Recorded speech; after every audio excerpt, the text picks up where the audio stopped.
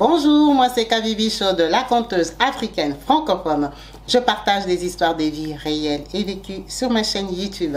Si c'est la première fois que tu tombes par hasard sur une de mes vidéos, n'hésite pas à rejoindre la team Kabibi Chaude en t'abonnant et surtout en cliquant sur la cloche de notification pour être au courant des vidéos que je partage.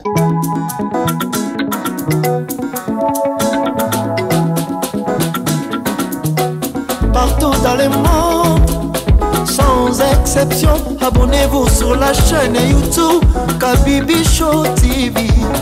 L'information en temps réel, Bienvenue chez Jailicious, votre nouveau service traiteur d'amuse-bouche en Île-de-France. Que vous organisez un événement en famille, en entreprise ou encore un mariage, Jailicious est là pour vous servir. Plongé dans un univers de saveurs afro-occidentales, agrémenté par la street food canadienne avec notre mini burger poutine. Un voyage en Afrique avec le Macam Burger, pour finir par le Mwam Burger et sa sauce cacahuète typique.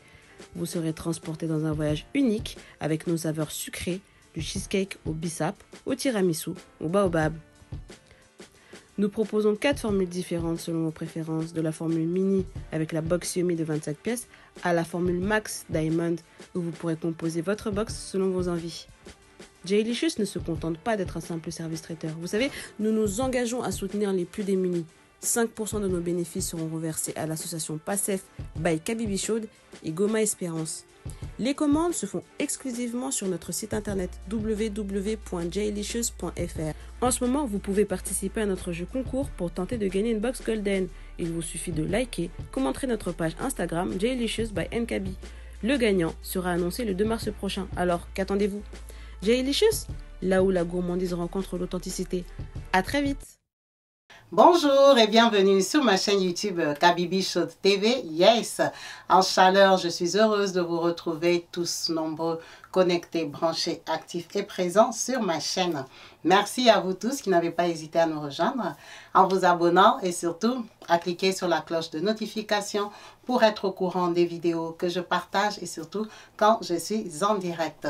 Comme vous savez, ici, on parle de nous, on parle des histoires de vie, on parle de nos expériences. N'hésitez donc pas à me contacter sur le numéro WhatsApp qui s'affiche au bas de la vidéo pour partager la vôtre. Ça sera avec plaisir et joie qu'on va en parler, en débattre ici. Comme vous savez, ici, on a une histoire aujourd'hui, une histoire de vie, une histoire d'une maman de la team, une maman qui veut partager son intimité pour avoir un conseil. Elle espère vraiment être guidée, encouragée, soutenue dans sa démarche, dans le respect. On n'est pas là ici pour se juger, se condamner, se lancer la pierre. Merci beaucoup maman Chancelvi pour ton histoire, ton partage, ta confiance et ton dévouement. Notre maman nous a contactés depuis la Belgique, depuis Bruxelles. On salue toutes les mamans de Bruxelles, toutes les mamans belges. Merci beaucoup. Vous êtes nombreuses et plusieurs sur la chaîne. C'est vraiment très encourageant. Vous êtes bien présentes.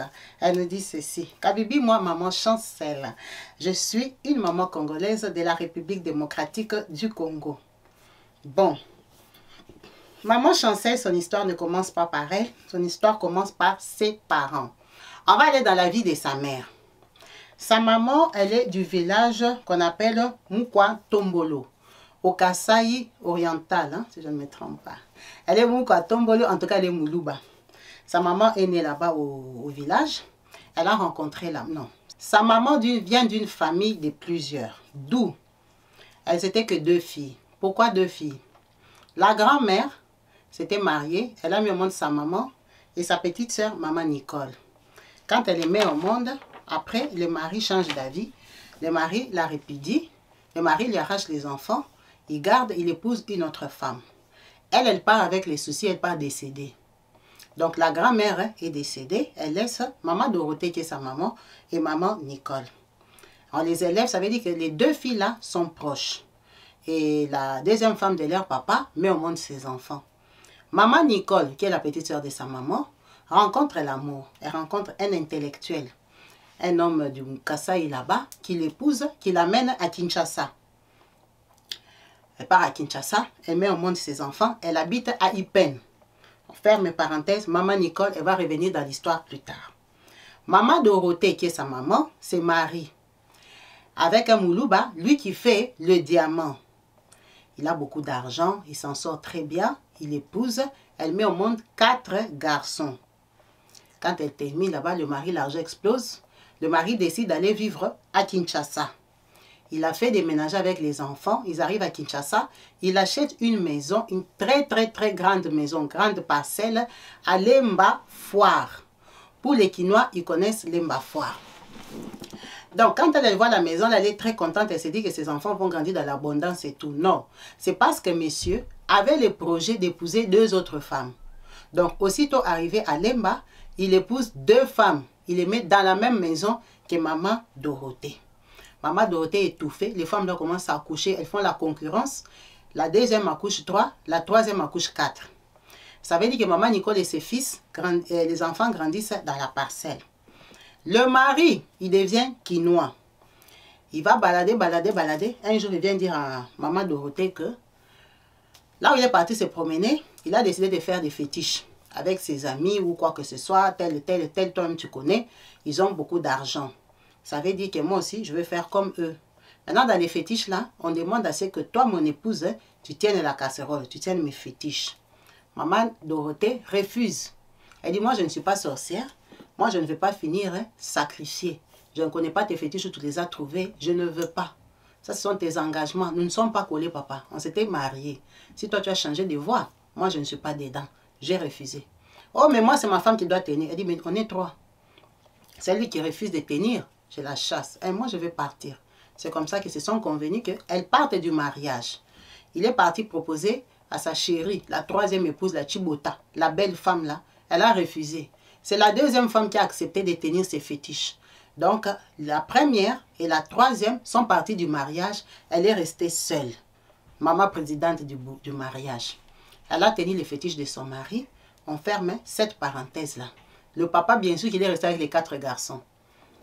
Quand maman Dorothée part du mariage, elle ne part pas habiter à Eupen chez sa petite sœur Nicole. Parce que Nicole est très bien mariée à Kinshasa. Son mari, c'est un gros banquier. Je ne vais pas dire la banque, parce qu'il est très connu, le mari de maman Nicole. Le mari, c'est un gros banquier. Maman Nicole, elle vendait des bijoux en or. Pour ceux qui connaissent la femme d'un gros banquier qui vendait des bijoux en or là. C'est elle, maman Nicole. Donc, son mari et elle s'en sortent très bien dans la vie. Ils habitent en villa à Eupen. Mais sa sœur aussi était bien mariée à Lemba Foire. Donc, sa sœur trouve que Eupen, c'est très loin. C'est un quartier résidentiel de Kinshasa. Elle préfère aller habiter à Yolo. Yolo et Lemba Foire, ce n'est pas très loin. Elle se dit, je reste un peu dans les parages pour mes fils. Parce que ses fils sont restés chez son mari avec la 2e femme. À Yolo, là-bas, c'est chez sa cousine, mais qui n'a pas trop de moyens. Sa cousine a une petite sœur qu'on va appeler Chancel. Bon, sa cousine là et elle partagent la maison. Maman Dorothée décide de faire le commerce. Le commerce qu'elle fait, c'est de quitter Kinshasa, aller à la frontière de l'Angola pour aller acheter et vendre des affaires. Donc, les va-et-vient, Maman Dorothée, c'est une très belle femme de Kassai. Elle part tomber sur les charmes de Monsieur Roger. Monsieur Roger, c'est un douanier. Le problème est que Monsieur Roger, lui, il est Moulouba aussi, mais il est Mukwaka Longi. Ça veut dire que ce sont des Balouba, mais des tribus différentes. Et ils ne savent pas que c'est un problème. Ils s'amouragent, ils tombent amoureux d'elle. Monsieur Roger habite à Kaouka. Donc, à Kaouka là, c'est quoi sa vie, c'est quoi sa situation? On ferme maman Nicole, on va dans la vie de Papa Roger. Papa Roger aussi de son côté, ils sont nés que 2 garçons chez eux. Les grands frères et les petits frères Papa Roger. Papa Roger a fait ses études, il a trouvé son bon travail à la douane. Il travaille à la frontière d'Angola. Mais non, son grand frère a 11 enfants. 11. Et Papa Roger, lui, il n'a ni femme ni enfant. Ça veut dire que tout l'argent de Papa Roger termine dans les enfants du grand frère. Pas parce que seulement on lui a demandé, mais parce que Papa Roger s'occupe de tous ses enfants dans le bon sens que le jour que j'aurai mes enfants, comme toi tu as déjà les grands enfants, ils vont s'occuper des miens. Vous savez qu'en Afrique, c'est comme, on dit l'ikelemba, non? Donc c'est comme la tontine. Tu payes pour les enfants des quand ils vont grandir, ils vont s'occuper de tes enfants. Or, Papa Roger avait un souci. Quand il a rencontré Maman Dorothée, qui avait déjà 4 enfants du précédent mariage, elle lui a fait qu'une fille. Et la fille là, c'est qui? C'est Chancel. Chancel qui nous a appelés. Chancel, c'est l'enfant de Maman Dorothée, mais de sa deuxième union. Maman Dorothée tombe enceinte de Chancel. Elle dit que tu dois m'épouser. Papa Roger va voir son grand frère. Son grand frère dit, ah, on ne peut pas épouser une femme mariée, il faut qu'elle accouche. Maman Nicole aussi, et maman Dorothée sait que c'est normal, ils sont des balouba. J'accouche l'enfant, après on va m'épouser. Elle part habiter à Kaouka chez Papa Roger, dans sa maison qu'il a achetée. Elle accouche son enfant Chancel là-bas. Quand elle termine d'accoucher, elle vient maintenant, Roger, épouse-moi. Roger vient lui sortir que son grand frère a refusé. Son grand frère là qui a 11 enfants a refusé d'épouser Dorothée parce que Dorothée est Mukwantombolo et ils sont Bakwakalonji. Donc ils ne sont pas de la même tribu, ils ne peuvent pas épouser une femme de Mukwantombolo. Donc le mariage est terminé. On l'a chassé du mariage parce que lui maintenant, il doit chercher une femme de son village, de Mukwakalonji. C'est comme ça que Maman Dorothée quitte encore Kaouka, retourne chez sa cousine à Yolo, où elle habitait quand elle avait divorcé. Maintenant, Maman Dorothée, pendant la grossesse, tellement qu'elle venait de chez sa cousine et tout ça, elle allait à Kaouka et tout, la petite sœur de la cousine là était très malade. Elle avait le sida. Mais le sida là, on lui avait perfusé le sang contaminé à l'hôpital. Elle était malade, elle avait besoin d'une transfusion. On lui a perfusé du sang contaminé, elle s'est retrouvée séropositive. Donc ça dérangeait toute la famille. C'est comme ça que quand Maman Dorothée a accouché son enfant, elle lui a donné tous les noms de sa cousine qui était malade. Mais elle n'était pas encore décédée. Elle a vu Chancel ici qui nous a appelés, elle l'a porté, mais elle est morte juste après. Donc Chancel portait le nom de sa tante.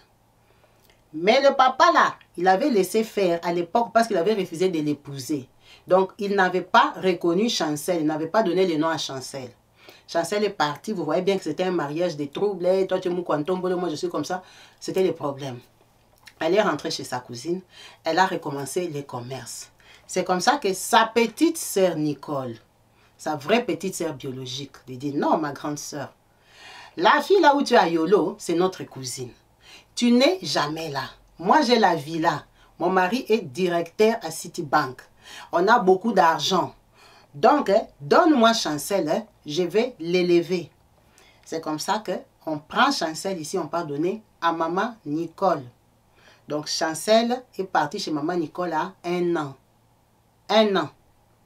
À Ipen. Sa maman est restée à Yolo chez la cousine. Parce que là-bas, elle avait libre de mouvement. La cousine n'était pas mariée. La maman continue le commerce. La maman continue à se battre. Chancel grandit jusqu'à l'âge de 12 ans. Pourquoi 12 ans? Parce qu'à 12 ans, le papa là qui est son papa Roger, il ne s'en occupait pas. Il s'est marié à une Mukwakalonji comme lui, une femme de son village, qui n'accouchait pas. Il a tapé 12 ans de mariage sans enfant. L'enfant, c'est seulement l'enfant de Mukwantombolo là qui avait accouché Maman Dorothée, qui est déjà parti qu'on a chassé du mariage. Donc l'enfant, c'est seulement Chancel. Quand il voit que 12 ans, madame, tu n'as rien pondu pour moi, je pars chercher Chancel, que je sais que c'est déjà l'enfant qui existe. C'est comme ça que Chancel ici, elle a vraiment connu son papa à 12 ans et on lui a changé le nom. Elle a gardé que le prénom de Chancel. Mais tous les noms, le papa est parti changer et vous imaginez, ça avec beaucoup de troubles, beaucoup de problèmes. Donc on lui a changé de nom à 12 ans. À 12 ans, son papa est venu reprendre relève, oh, je veux. Il voulait faire genre garde partagée. La tante Nicole a dit non. C'est moi qui élève Chancel. Chancel peut comme ça venir te voir, mais tu ne vas pas déstabiliser l'enfant. L'enfant grandit dans de bonnes conditions.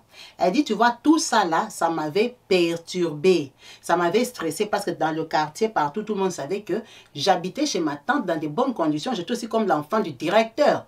Tu vois, maintenant tu viens te retrouver que tu as un papa et tout, tu dois commencer à aller, ça te fait la différence. Il veut te flatter, te gâter, des choses comme ça. Donc, ça l'a perturbé. Donc, de 12 ans à 16 ans, Chancel faisait les va-et-vient. Papa dit, viens habiter chez moi, rentre. C'est devenu comme les tiraillements avec Maman Nicole. Mais Maman Nicole aussi avait l'argent. C'est comme ça que Chancel évolue jusqu'à 16 ans. Qu'est-ce qui se passe à 16 ans?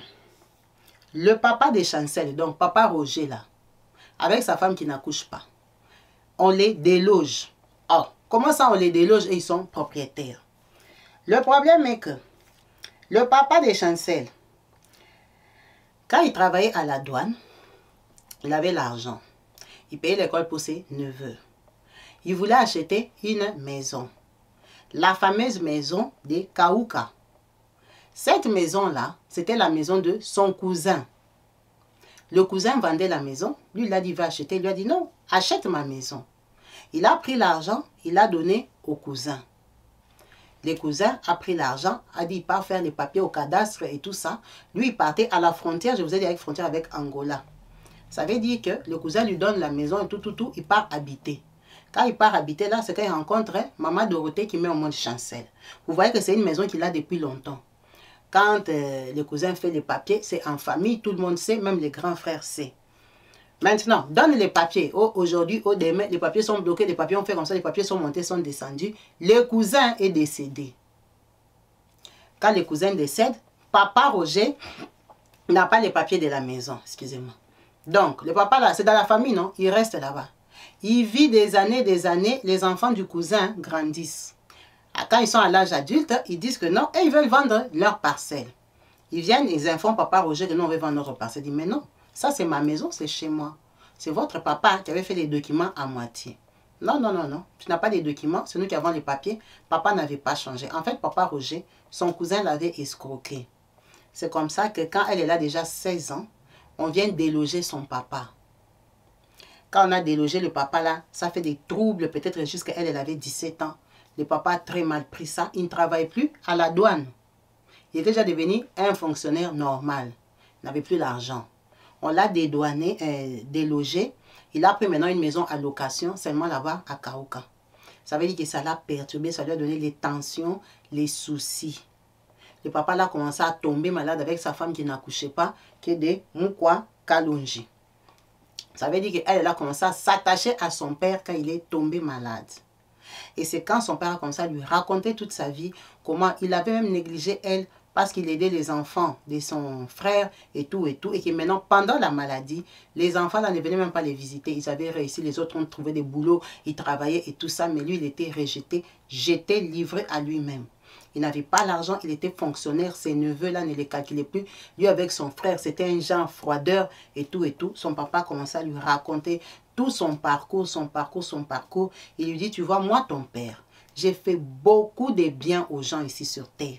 Même à la douane, demande à ta mère, j'ai sorti les gens, j'ai aidé les gens. Ma fille, tu n'auras que du bonheur. Son papa l'a beaucoup béni Chancel ici. Son papa l'a tellement béni. Maintenant, tu vois, le stress, la pression de tout ça là-bas, Chancel a craqué. Quand Chancel craque, elle dit que non. Elle aussi, elle veut essayer un peu de petits bisous au quartier. Dans une fête. Elle est partie dans une fête là-bas à Ipen. Un garçon là, seulement du quartier, l'enfant d'une autorité, hein, on ne va pas le citer, a flashé sur Chancel tellement qu'elle avait les soucis de son papa. Elle a dit, Kabibi, j'ai accepté parce que j'étais stressée. Il m'a amené seulement dans la fête là derrière l'arbre. Papa. C'est comme ça qu'elle a connu les garçons. Derrière l'arbre. Ah, Kabibi, toi aussi. C'était pas derrière l'arbre, mais c'était à la fête. Vous voyez, à la fête, il n'y a pas la chambre. Qui va vous laisser le temps dans la chambre? C'est seulement dans les couloirs perdus là de la fête. Vous voyez les maisons d'Ipen, les villas. Ça pouvait être aussi derrière l'arbre. Ah, c'était seulement un genre là, vous imaginez, dehors caché. C'est là que Chancel, on commence avec elle le premier tour, on lui donne aussi la grossesse. Chancel ne sait pas qu'elle est enceinte. Le papa est toujours malade, elle rentre à la maison, la vie normale. Chancel commence à grossir, commence à tomber malade, commence ça. Dès que Chancel tombe enceinte comme ça, 2 mois après, le mari de maman Nicole, le directeur de la banque, décède. Quand il décède là, c'est au deuil. Les mamans congosa du quartier qui viennent, qui regardent, qui sentent. Tu vois, vous connaissez les mamans là qui sentent la grossesse. Les mamans là viennent sentir Chancel. Elles disent au deuil, hein, que Nicole, toi tu ne vois pas que ton enfant Chancel ici, elle est enceinte. Elle dit non. Elle dit, imagine-moi, on m'a attrapé enceinte au deuil. Elle déjà, elle pleurait son oncle là qui l'a pris à 1 an. C'est le mari de sa tante, mais c'est lui qui l'a élevé. Donc chez eux, il y avait les deuils. C'est comme ça que Chancel et tout le monde savait qu'elle était enceinte. Chancel, malgré les deuils, elle est partie vérifier. Elle a compris qu'elle était bien enceinte. C'est comme ça qu'après les deuils, maman Nicole dépassait. Sa maman aussi a appris ce mot au deuil là-bas que Chancel est enceinte. C'est qu'elles ont comme ça à voir les signes que Chancel est enceinte. Ah, on lui a demandé. Elle a dit, Kabibi, moi je n'ai même pas nié une seconde. J'ai reconnu, je dis oui, je suis enceinte et tout. De qui? Je citais directement. Comme le papa là de mon copain, c'était une autorité, il avait beaucoup d'argent, tu vois, pas il peine, c'était l'enfant d'eux. C'était les riches. Maintenant, ce papa-là, sa femme était déjà morte, elle était décédée. Le garçon qui l'a engrossé, sa maman était déjà décédée. Donc le papa leur a dit, il ne veut même pas des casse-têtes. Il a dit, maman, tu es devenue veuve. Moi-même, tu me connais, je suis veuve depuis maman. C'est aujourd'hui qu'on va se tirailler voisine pour les enfants. Mon fils a gaffé. Toi, tu sais qu'il n'est pas encadré, n'a pas de maman. Si elle a dit c'est sa grossesse, j'accepte. Mais il ne faut pas venir la laisser s'il n'y a pas de maman. Qui va l'encadrer? C'est mieux que tu gardes ta fille, je prends tout en charge. C'est comme ça que le papa l'a accepté. Elle a dit, on n'a même pas discuté sa grossesse. Quand son papa encore est venu voir qu'elle était enceinte, aïe, ça l'a seulement achevé. J'ai qu'un enfant sur terre, l'enfant, on parle d'engrosser et tout, le papa était déçu, plus les soucis de la maison, plus les soucis de l'argent, plus les soucis de l'abandon, tout. Le papa est tombé malade. Chancel a accouché d'un garçon. Elle a accouché à 17 ans. Chancel qui nous a appelés.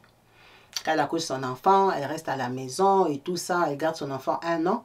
Maman Nicole dit que tu dois reprendre l'école. Maman Nicole avait des enfants, hein, des grandes filles. Tu vois, maman Nicole, on l'a épousée avant maman Dorothée. Et puis maman Dorothée, elle était partie accoucher d'abord 4 garçons. Le temps qu'elle tourne, elle vient accoucher Chancel. Donc les enfants de maman Nicole sont grands. Maman Nicole a 2 filles, mais on va parler d'une seule fille qui habite à Ozone. Donc Yarita, elle était déjà mariée. Elle habitait à Ozone. Et elle décide de commencer à couvrir Chancel. C'est sa petite soeur, non, c'était la petite. Donc Chancel part beaucoup chez Yarita. Yarita l'encadre et tout ça, garde l'enfant et tout. Elles s'entendent bien. Yarita est très très bien mariée à Ozone là-bas. Son mari se débrouille et tout. Donc la vie continue. On remet Chancel à l'école. Chancel passe le bac à 18 ans, enfin à 20 ans ou quoi que ce soit là. Elle passe son bac. En tout cas, elle réussit. Les jours que Chancel réussit le bac comme ça, c'est les jours que son papa décède. Le papa de Chancel est décédé, elle venait à peine d'avoir le bac. Il est finalement décédé des soucis. Elle dit qu'à Bibi, quand mon papa est décédé, ses neveux là pour qui payer les études, comme ils étaient 10 là-bas, c'est 11 chez eux, il y avait peut-être 4 au deuil. Les autres ne sont pas venus. Son frère, pour qui papa s'est sacrifié toute la vie, n'est pas venu au deuil de papa. Mon père me parlait beaucoup, beaucoup, beaucoup. Son père est mort dimanche, mais il avait appelé vendredi. Elle avait vu vendredi, il a béni, béni, béni, parlé et tout ça. Il lui disait, comme tu as eu les bacs, je ne t'ai pas fait la fête du bac parce que je suis malade, ma fille fait des études. Je vais te faire la fête du graduat. C'est ça que son papa lui avait dit. Il lui a dit ça vendredi, dimanche, on l'a appelé, on lui a dit son papa est mort. Mais il souffrait des tensions, des choses comme ça. Il avait fait un arrêt cardiaque. Il est décédé, donc Chancel, elle est fille unique chez son père. Elle a pleuré, pleuré, pleuré. Son papa n'a rien laissé finalement, pas de maison, pas d'héritage et tout. Quand Chancel a accouché, vu qu'elle elle devait étudier et tout, le papa là, le papa de son enfant, son grand-père, donc le papa du garçon qui l'a engrossé, a demandé à ce qu'on récupère l'enfant de Chancel et il ne laisse pas leur sang comme ça. On n'a pas épousé Chancel. Donc Chancel a pris son fils, elle a donné au papa de son fils. Donc, le fils, là, l'enfant qu'elle avait accouché, il grandit dans la famille de son papa. Mais c'était dans le même quartier, sur la même rue. Parce que le papa, il était conscient que Chancel habitait chez sa tante. Ils ont préféré récupérer l'enfant. Et ça les arrangeait pour que Chancel aille à l'université. À cette période-là, maman Dorothée, la maman de Chancel, c'est une très belle maman. Elle est très belle. Maman Dorothée, dans ses beautés, elle a rencontré un autre mari. Elle a rencontré Papa Rifin. Papa Rifin, lui, il habitait à Mongafula. Mongafula, c'est un quartier qui n'est pas loin de Upen. Comment il a rencontré Maman Dorothée? Quand le mari de sa petite sœur Nicole est décédé, Maman Dorothée partait habiter chez sa petite sœur à Upen.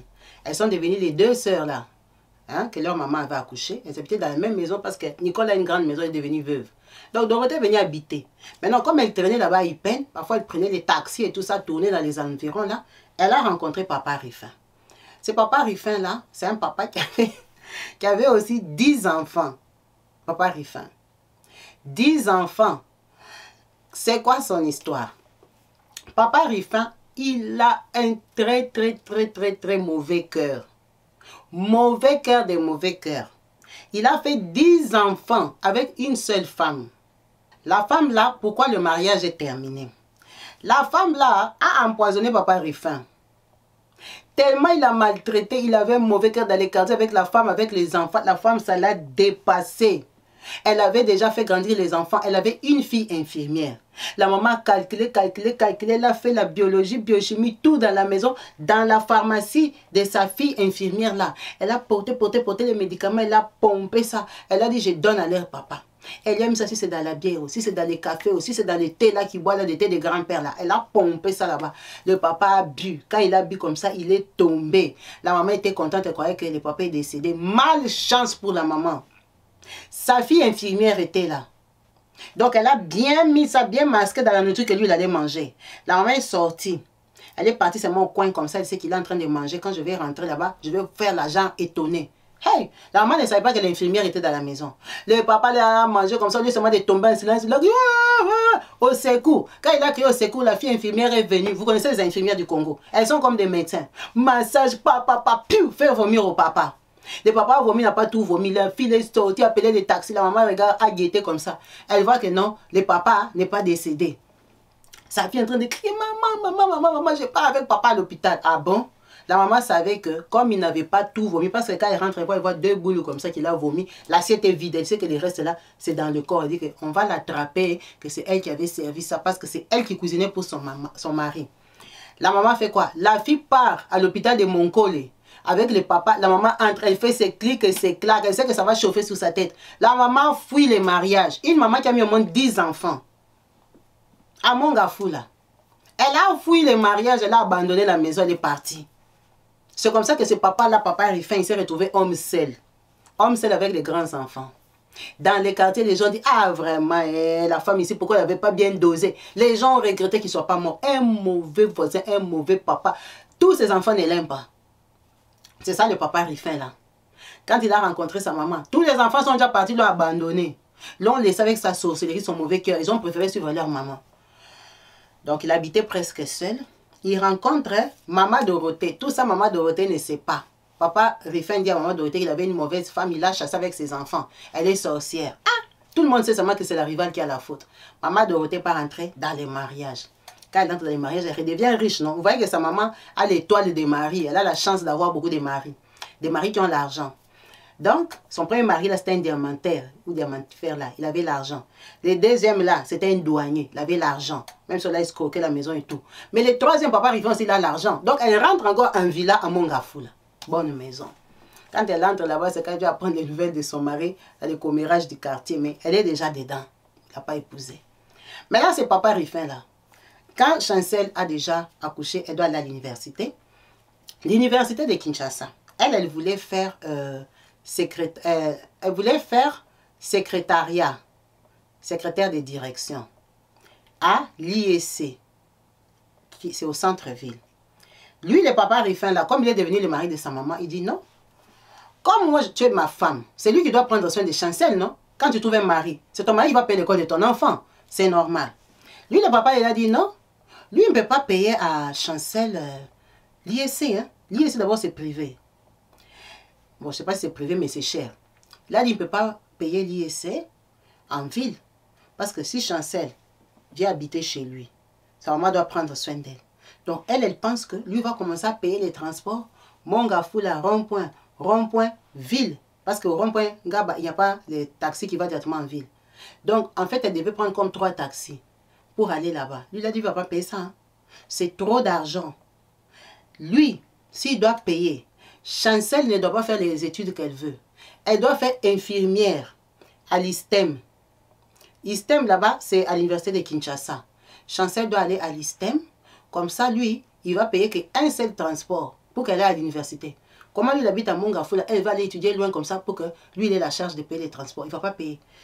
Il a compliqué sa maman, donc on lui a dit d'échanger, de ne pas faire secrétaire de direction, mais d'aller faire infirmière. Elle a refusé. Ça veut dire que le papa l'a dit, lui, il ne va pas payer. La maman dit, viens habiter seulement comme ça. Moi-même, je vais payer. Il complique la maman, il ne veut pas qu'elle fasse le commerce. Il est jaloux, elle est très belle. Donc, maintenant, Chancel commence à galérer. Il est fâché parce que Chancel a refusé de l'écouter. Elle part étudier en ville, elle habite chez lui. Il a dit, l'école, l'université la termine à 16 h. Comment elle arrive à 18 h et 18 h 30? Lui, il n'accepte pas les sales blagues, les bêtises chez lui. Que lui, il est déjà assis dans sa parcelle, il a fermé la grille. Quelqu'un vient entrer dans sa grille là-bas à 18 h 30. À ce moment-là, Chancel est le seul enfant dans la maison. Tous ses enfants, lui, les 10 sont déjà partis. Donc, il commence à compliquer Chancel. Qu'est-ce qui se passe? Un jour, Chancel, les transports étaient difficiles. Chancel est arrivé à 19 h. Le papa l'a chassé. Il a dit, ce n'est plus 18 h 30, ça devient 19 h. Les cours sont finis à 16 h. Ta fille, c'est qui est déjà fille mère, pas chez moi. Le papa l'a chassé. Ça veut dire qu'on a chassé encore Chancel de Mongafula. Elle doit rentrer chez maman Nicole qui est veuve. Ça a commencé à taper le cerveau de Chancel. C'est comme ça que Chancel, c'est une fille chrétienne. Elle m'a dit qu'elle et sa mère, ce sont des gens des missionnaires. Missionnaires, là-bas, c'est là qui prient avec sa maman. Et leur missionnaire, là, c'est à Yolo. Donc la maman, là, malgré qu'elle habitait déjà à Mongafula, c'est loin, c'est un quartier résidentiel, un quartier des montagnes. Elle partait toujours prier à Yolo. Là, il y avait sa cousine, sa première cousine. Elle aimait cette église-là. Donc avec Chancel, ils allaient là-bas. Donc, c'est une fille assez pieuse, assez chrétienne, qui avait essayé seulement un jour là engrossé, mais c'est une fille qui priait, quoi. C'est comme ça que Chancel évolue. Elle fait ses 3 ans.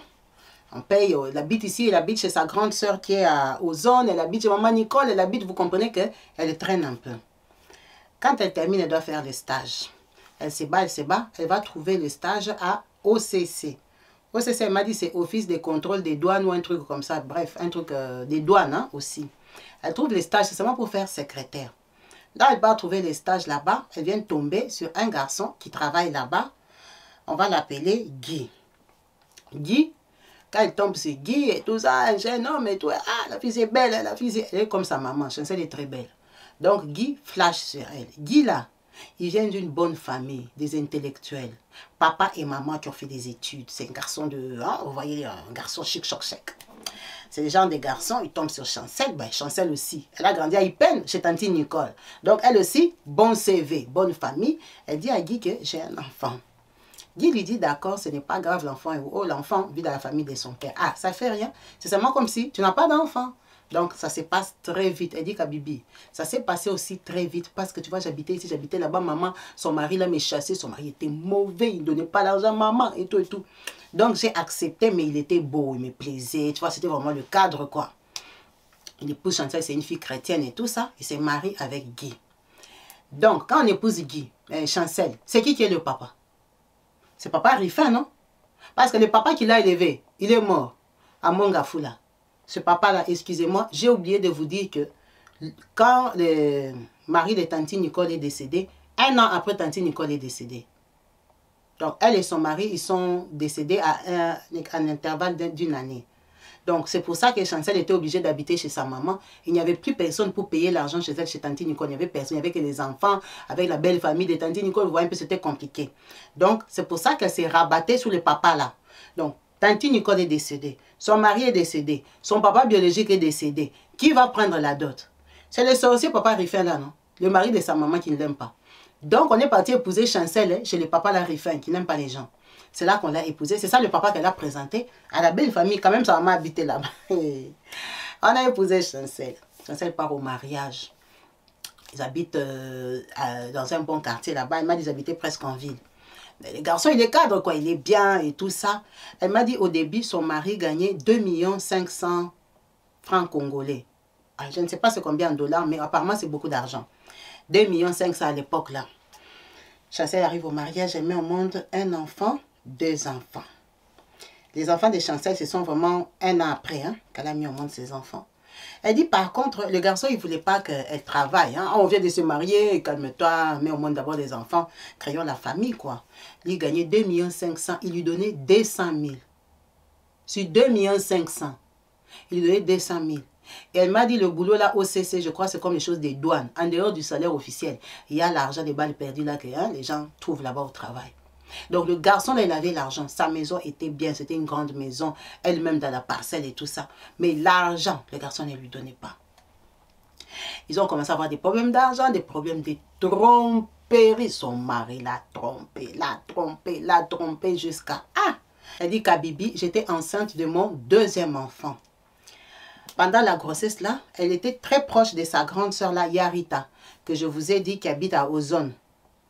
L'enfant de Tantine Nicole, là, ils sont restés vraiment proches. Donc c'est vraiment la grande sœur que même le mari respecte, il respecte son beau-frère là et tout ça. Elle dit un jour je vais chez Yarita, toujours dans mes plaintes et tout ça avec ma grossesse. À la maison, j'arrive comme ça, je trouve la bonne avec 2 enfants. Des enfants comment? Ces enfants ici sont les enfants de qui? Oh, maman, le petit frère de papa Guy, donc son mari, le petit frère de Guy, est là-bas au salon. Il est venu avec les 2 enfants ici. Ah, elle entre. Bonjour, beauf. Bonjour, maman. Tout ça, ça va? Ça va. Les enfants, c'est qui? Oh, j'étais partie. Papa m'avait téléphoné. Parce que le petit frère de Guy, de son mari Guy, lui aussi, il est déjà parti de la maison. C'est un jeune garçon. Oh, leur papa, le papa de Guy et lui, l'avaient téléphoné que viens ici à la maison, prends les 2 enfants ici, va laisser à ton frère Guy. C'est quoi l'histoire? Guy, il avait engrossé une femme qui vendait les boudins, les fantas, les pains. Vous voyez, à l'université, les dames là qui coupent le pain, qui mettent les saucissons, les œufs là, aux étudiants. Il avait engrossé la femme là 2 fois. Alors, je ne sais pas si c'était engrossé hein, ou c'était sa copine. Comme il était étudiant, il lui a fait 2 enfants. Il a fui. Il a fui, lui, il est devenu, si c'est douanier, si c'est quoi qu'il est devenu, il a eu l'argent. Il est parti se marier à Chancel. La femme là a élevé les enfants. Un enfant avait 13 ans, l'autre enfant avait 11 ans. Elle vendait toujours les pains. Elle dit, c'est pas possible. Les garçons ici, je l'entends seulement au concert des Aïko, on avait chanté au concert des Wenge et tout ça. Les garçons ici, là, déjà les voitures et tout ça, ils parlent beaucoup de français. Moi, je lève les enfants avec l'argent des pains. Je suis fatiguée. Elle a cherché l'adresse de Guy, elle n'a pas trouvé. Comme elle connaissait son nom de l'école, elle a patrouillé chez les Guy, là où il a grandi. Elle a trouvé chez le papa de Guy, là-bas à Ipen, c'est à ma campagne où ils habitaient. Elle est partie laisser les enfants au papa de Guy. Donc elle est partie laisser les enfants au grand-père. Quand le grand-père regarde comme ça, il voit la tête de son fils dans les visages des enfants. Il va dire quoi? La femme l'a dit, de toute façon, papa, je ne suis pas venue discuter avec toi ici. Regarde ma bassine. Moi, je vends les pains. Ces enfants, c'est votre sang. Je n'ai plus l'argent des pains. Le commerce des pains est terminé. Il est tombé. Leur papa a les voitures. Ils viendront rester ici. Si tu vas les jeter, c'est ton problème. Moi, je pars. Elle a laissé les 2 enfants là. Le papa aussi a dit quoi? Donc, Guy, lui, il a l'argent. Il habite là-bas, à Gombe, là-bas, là, il habite avec sa femme Chancel. C'est moi qui vais prendre les enfants ici. Il a appelé son frère. Viens prendre les enfants de ton frère, tu lui amènes ça. Maintenant qu'on amène les enfants, c'est l'après-midi. Chancel et Guy ne sont pas là. Les petits frères sont venus, les ont installés. Quand Chancel arrive comme ça, elle trouve 2 enfants, 2 teenagers, 2 filles. Elle dit, Kabibi, quand tu regardes même la peau, elle dit, moi-même quand je les ai regardés, c'était les enfants de... Elle dit, tu reviens comme ça, tu es enceinte. Déjà, on te trompe, on te malmène, on te donne que 200 000. Tu viens encore trouver 2 enfants. Plus grands que ton enfant. Ok. Guy, c'est quelqu'un qui est rentré qu'à 2 h du matin. À 2 h du matin, là, il vient dans la maison. Elle a dit aux enfants, là, asseyez-vous, c'est mon salon. Moi, je pars dormir, attendez-le. Elle est partie dormir quand il rentre à 2 h du matin, là, il vient de l'ambiance comme ça. Et ils voient comme ça 2 enfants au salon. Oh, ça sont les enfants de qui? Chancel, Chancel, Chancel. Il part, il revient, Chancel. Oh, ce genre c'est qui? C'est qui est au salon? Elle regarde. Va leur demander, non? Tu me demandes à moi pourquoi? Va leur demander, ils cherchent quoi ici? Non, mais toi, comment tu peux laisser 2 enfants comme ça au salon et tout ça? Il dit, mais non, Guy, va bien les regarder. Tu sauras qu'ils sont chez eux. Comment ça, ils sont chez eux? Tu dis, non, Guy, va regarder ces enfants, va leur demander, ils font quoi ici? Ces enfants-là, ce sont tes enfants. Comment tu viens me réveiller? Tu es étonné. Tu es étonné de quoi? Oh non, mais quand même, tu ne peux pas me faire ça. Tu ne peux pas me faire un coup comme ça. Te faire un coup. Guy, te faire quel coup? Il part. Hein? Vous êtes qui?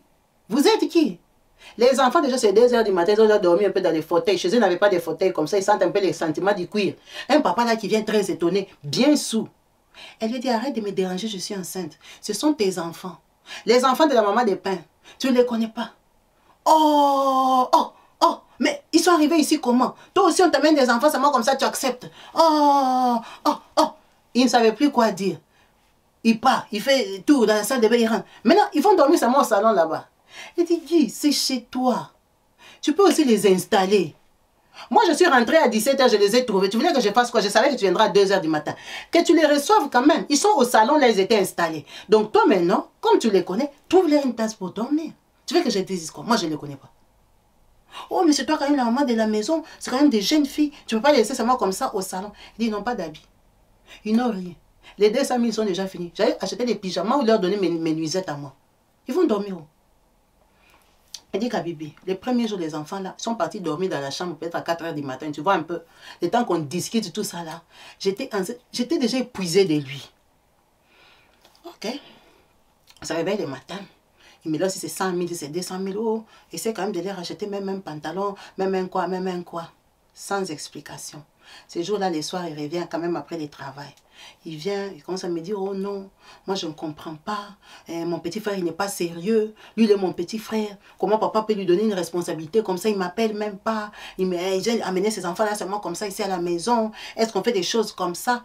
Elle dit, les choses, c'est le petit frère qui a fait ou c'est toi? Oh non, moi normalement, moi, cette fille-là, chérie, c'était seulement une fois. Est-ce que moi, à mon rang, je peux sortir avec une femme qui vend les pains? Papa, une fois, ça fait 2 enfants de différents âges. Oh non, maintenant la deuxième fois là, tu vois, elle m'avait piégé et tout ça. Ah. Elle a dit, quand on s'est rencontrés, moi j'étais bien dit que j'avais un enfant qui habite dans la famille de son papa. Pourquoi tu ne m'as pas dit que tu as les enfants, les grands enfants comme ça? Moi j'ai les bébés. Oh, oh, oh, oh. Il savait qu'il avait des enfants. Il ne donnait pas l'argent, il avait fui. Elle dit, du coup, elle a commencé à vivre avec ses enfants là. Les enfants villageois. Ils ne connaissent pas couteau, ils ne connaissent pas couvert, ils ne connaissent pas micro-ondes, ils ne connaissent rien. Ils ne connaissent pas les ou là, ils n'étudiaient pas. Les mamans vendaient les pains. Tu vois un peu niveau inférieur. Et Guy avait l'argent. Elle dit qu'à Bibi, tellement que j'ai pris beaucoup. Maman, tu vois, maman, on l'avait épousée, premier mariage, on lui avait ramené 2 femmes. Donc maman, comme elle avait l'expérience, là, elle me calmait seulement. Ah, maman, tu vas faire quoi? Les enfants n'ont rien fait. Les enfants n'ont rien fait. Est-ce que qui choisit de devenir l'enfant de qui? Les enfants n'ont rien fait. Ils se sont retrouvés qu'ils sont les enfants de la maman des pains. Prends-les, on ne sait jamais, prends tes enfants et tout ça. C'est sa maman vraiment qui l'a dosé. Elle a accepté les enfants. Elle accepte et les enfants commencent à vivre. Bon, le mari continue dans ses comportements. Elle met au monde son 2e enfant. Tromperie, tromperie, tromperie, jusqu'à... Elle est épuisée. Ah, un jour, l'ami de son mari. L'ami de son mari, là, c'était le fils d'un ministre. Déjà, son mari, c'est un garçon de bonne famille. Hein. Ses amis, vous voyez un peu, c'est jet set. Donc, l'ami de son mari vient et tout ça. Elle lui dit, ah, papa, moi, je suis seulement ici, là. Moi, je n'ai pas de vie. J'ai quand même étudié. Trouvez-moi même un travail. Au lieu que je reste là, seulement vous contempler, comme vous sortez, vous rentrez à 2 h du matin, vous voyez seulement les plaintes, là. L'ami de son mari avait une bonne connexion dans une grosse boîte qu'on ne va pas citer. Vous allez savoir pourquoi. Dans cette boîte-là, bon, on va donner un exemple. C'est une banque. Ok, il dit non, à la banque là, on cherche des stagiaires. Des stagiaires. Donc c'est l'ami de son mari qui connaît quelqu'un qui peut la faire entrer à cette banque-là pour aller faire les stages. Comme elle avait les diplômes des secrétaires, et peut-être à partir du stage, ça va te faire un petit CV que tu peux maintenant chercher du boulot parce que lui-même, il avait réfléchi que la façon que Guy la trompe, ils ont des problèmes à la maison parce qu'elle n'est pas occupée. Il a dit à Guy, tu vois ta femme chancelle ici. Si elle part travailler, elle ne va pas commencer à remarquer que tu rentres à 2 h du matin. C'est parce que depuis le matin, elle est à la maison, elle ne fait rien, qu'elle compte les heures pour toi. Mais là, busy. Si elle travaille, les bruits vont doser à la maison. Guy est très d'accord. On prend Chancel, hein, on la permet d'aller faire les stages. Là où elle arrive au stage, elle commence à faire les stages dans les départements, on va dire dans les départements des papas fistons. Fiston. Le papa fiston là, c'est un papa très cool. Il aime les jeunes filles, les encadre et tout et tout. Et elle, comme elle est très belle comme sa maman, là, elle était classe, tu vois un peu. Donc elle est venue, elle a fait bouger les bureaux, tout le monde ouvrait les yeux. Ah là, elle est mariée, ah, elle est mariée, elle est mariée. Papa fiston rigolait, dit ma petite, la façon que les bureaux ont bougé. Je vois les garçons là qui ne travaillent pas tout le temps, maintenant ils sont seulement ici au secrétariat. Parce que c'est elle maintenant qui faisait presque tout. On lui lâchait le boulot. C'est les stages gratuits, c'est pas payé. Donc le papa là, il commence à sympathiser, il sympathise, il sympathise. Un jour, elle vient, elle s'était disputée avec Guy.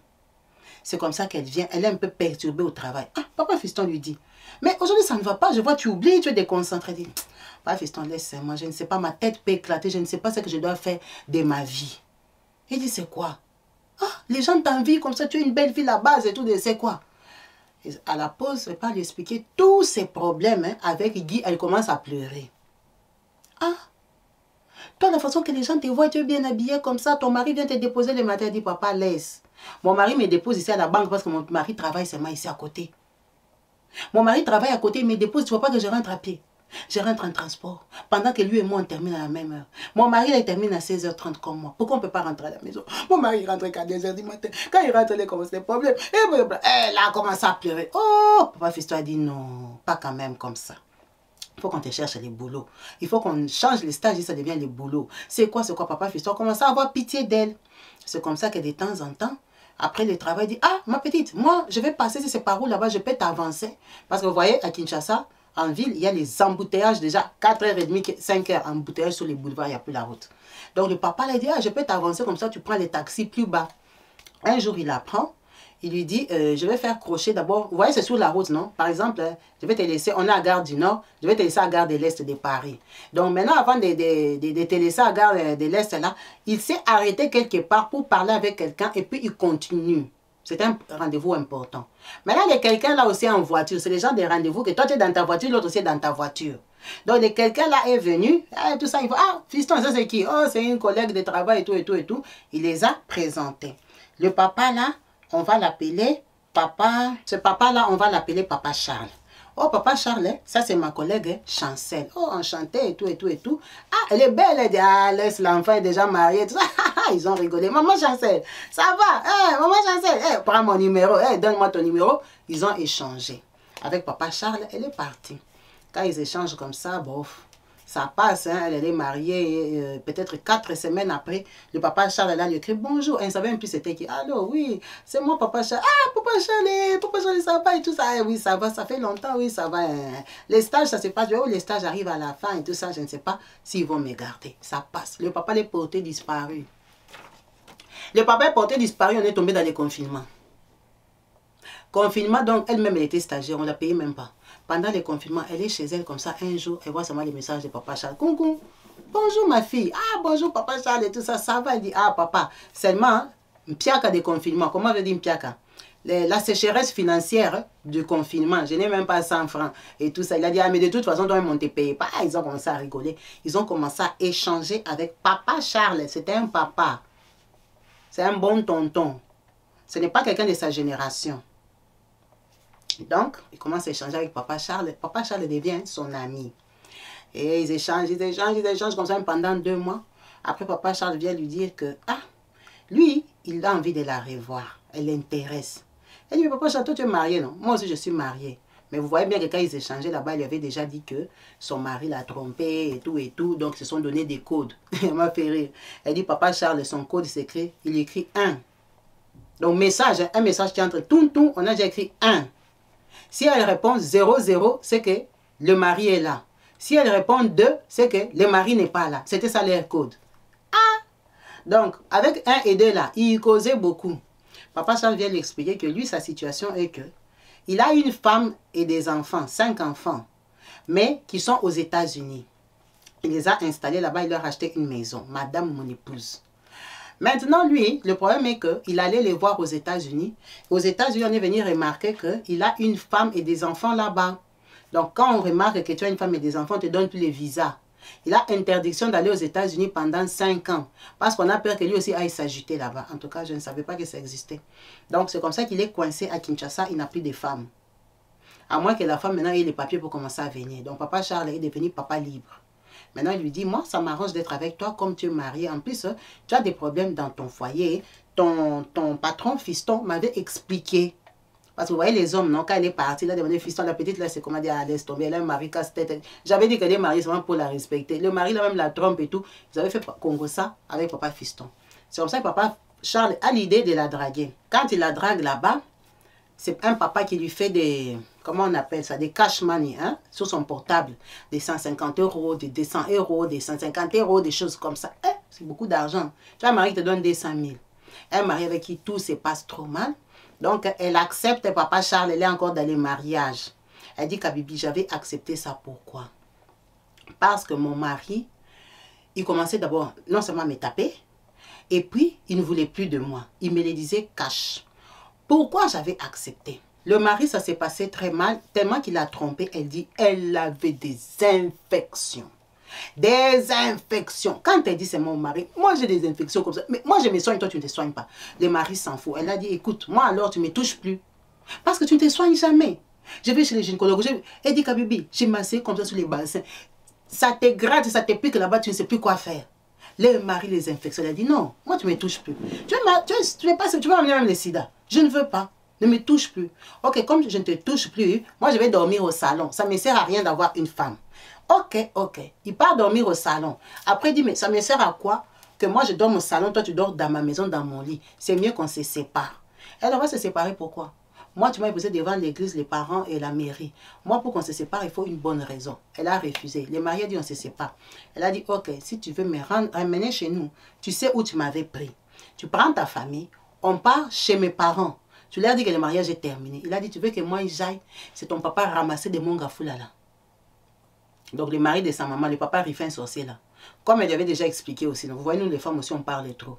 Que c'est le mari de ma mère, patati patata, ses enfants et tout ça. Ce papa-là, ses enfants ne les fréquentent pas. Il a dit que moi, j'aille déplacer ma famille importante pour aller chez ce foutu papa-là. Tu vas rentrer là-bas, toi, ce n'est même pas ton père. Ce n'est même pas le mari de ta maman, il n'a même pas épousé. Ta maman habite cadeau. Maintenant, c'est moi. Chi! Moi, je vais l'habiller. Il a refusé. Le mépris, le mépris, le mépris. Donc, ils sont devenus comme des adversaires dans la maison. Pars, je ne pars pas. Un jour, il n'y avait pas d'électricité. Elle dit, elle a ouvert la fenêtre de la chambre. Hein, il y a les moustiquaires, hein, mais elle a ouvert la fenêtre de la chambre pour la lumière de la lune. Et puis que le vent passe parce qu'il n'y avait pas la clim. Chez elle, c'est climatisé. Donc, dans leur grande chambre, il y a la salle de bain intérieure. Donc, lui, il dormait au salon. Elle dit, elle est couchée. Maintenant, comme elle avait ouvert la fenêtre de la chambre, tu vois, la lumière d'hier t'attire. Elle a tourné sur le côté. Il n'y a pas d'électricité. Mais elle, d'habitude, elle dort la tête, elle regarde le ciel.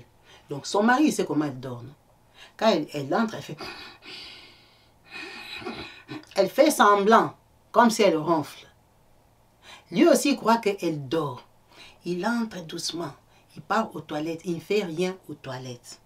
Elle entend bien les mouvements, mais elle est couchée. Elle dit, Kabibi, j'ai eu seulement la flemme de tourner. Je dis, je reste seulement, je fais semblant, comme si je dors. Elle continue à regarder la fenêtre. Elle dit, Kabibi, j'entends seulement mon mari vient sur moi avec le coussin. Elle était sur le côté. Lui, il croyait qu'elle était comme ça. Donc, il vient lui croire qu'il lui met le coussin pour l'étouffer. Or, il est en train d'étouffer son oreille. Maintenant, c'est quoi là? Maintenant, c'est le coussin. Il y avait même les mains. Donc, lui, il croyait qu'elle regardait en l'air. Alors que c'est le côté. Elle dit, Kabibi, c'est Dieu qui avait fait que je regarde. Moi, je dors toujours couché comme ça. Donc, si je regardais en l'air, vous allez seulement... C'est que vous entendez que la femme est partie dormir, elle est décédée.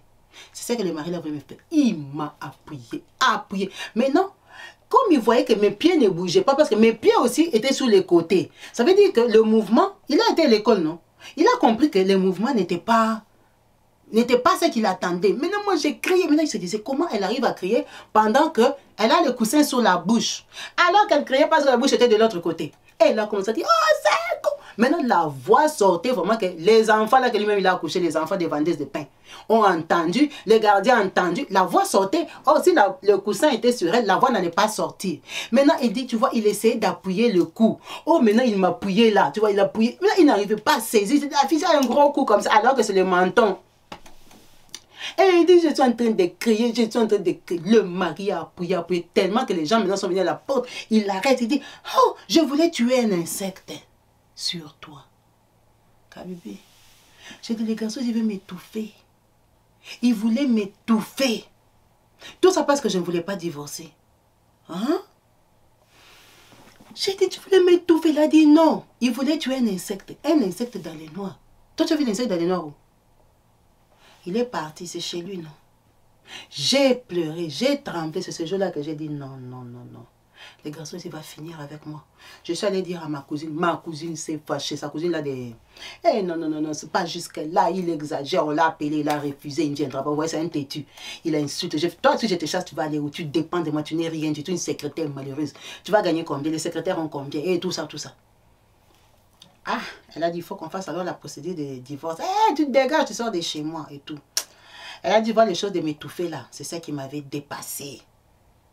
Ça m'avait dépassé. J'avais les miettes d'argent que le monsieur là me transférait, parfois sur les téléphones et tout ça. Ma maman, à l'époque là, pourquoi il ne voulait pas partir du mariage? Comme son mari l'a méprisé, sa maman. Le papa Moulouba là, le papa qui était le mari de sa maman, papa Rifin, il avait eu des problèmes avec sa mère parce qu'il était devenu Alzheimer. Sa tête avait commencé à bouger. Donc ses enfants ont estimé qu'ils devaient le loger, le prendre en charge, aller le mettre quelque part. Donc libérer cette maison-là. Or, il n'avait pas épousé sa maman. Sa maman allait aller où? Sa maman est retournée vivre à l'église. à l'église de Michoni. Je ne sais pas pourquoi elle n'est pas retournée chez sa cousine, si sa cousine aussi est déjà décédée ou comment, mais la maman est rentrée vivre à l'église. Maintenant, elle, ça, elle n'avait pas dit à son mari, parce qu'il les insultait déjà. Donc le mari l'a insulté, il croyait qu'elle peut rentrer chez eux, à Mongafou, là, chez le papa, là. Or que le papa, là, n'a plus de maison, il n'existe plus. Donc sa maman, elle était sans abri. Elle, on l'a chassée du mariage, elle résistait, mais l'étouffement, c'était grave. C'est comme ça qu'elle dit non, je ne vais pas mourir seulement à cause de suivre la maison, je n'ai pas où aller. Déjà, lui-même, il m'insulte que je n'ai pas où aller. Sa maman l'a dit, viens à l'église, tu as grandi dans cette église. Elle dit, Kabibi, j'ai quitté chez moi avec mes enfants. Je suis allée habiter à l'église. À l'église, ce n'était pas possible d'aller chez ma grande soeur de Ozone. Quand j'arrive à l'église là-bas, d'abord, il m'a fait les combats, et parler les enfants, et tout, et tout, et tout. On arrive à l'église, j'habite une semaine. C'est comme ça que le papa là avec qui je parle, je lui dis que je suis à l'église. Il est scandalisé. Scandalisé, il me dit, il faut que tu cherches une maison. Je dis oui, et tout, et tout. Il m'a envoyé 5 000 $. 5 000. Pourtant, il me donnait les 100, les 200, les 100, les 200. Il ne s'est passé rien entre nous. Quand il lui donne 5 000 $, tellement que l'église aussi est à Yolo, elle prend une maison à Yolo. Elle prend une maison de location et tout ça. Elle part habiter avec sa maman. Et c'est quand elle a pris la maison que le papa l'a appelé pour la première fois à l'hôtel. Parce que ce monsieur-là, papa Charles, tout ce que je vous raconte ici, c'est après le confinement, non? Il ne se voyait pas. Il lui envoyait que des 100 €, 150, 200, 100 €, hein, l'équivalent. En francs congolais, là où je ne sais pas combien se vire leur argent, mais il ne se voyait pas. Mais il causait beaucoup au téléphone. Même quand il lui a donné les 5 000, il ne se voyait pas. C'est quand il s'est installé, il n'est pas venu à la maison qu'elle a pris, il lui a donné rendez-vous au Grand Hôtel. Grand Hôtel, c'est comme Intercontinental hein, chez nous. Il lui a donné rendez-vous au Grand Hôtel. C'est là qu'ils sont partis faire les choses pour la première fois. Il lui a déjà pris une maison. Donc, depuis qu'il avait vu dans la voiture, là, à part les photos qu'elle lui envoie, les snaps et tout, il ne l'avait jamais revu. Elle part à l'hôtel, elle part ses données. Tu vas faire quoi, c'est ton sauveur? Elle part ses données là-bas, il déclenche la procédure de divorce avec son mari et tout. Donc, les choses se passent. Le papa là commence à s'occuper d'elle.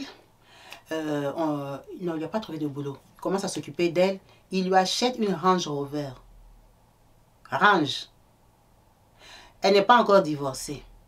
Le mari, quand il apprend ça, ça devient, toi, vous voyez, c'est une fille légère, avec sa maman, ce sont des pites, sa maman a eu 3 maris, et tout ça. Les gars sont là bavardés, critiqués, tu vois, j'avais raison, les femmes hypocrites, elle fait, comment elle a trouvé un mari comme ça, tout.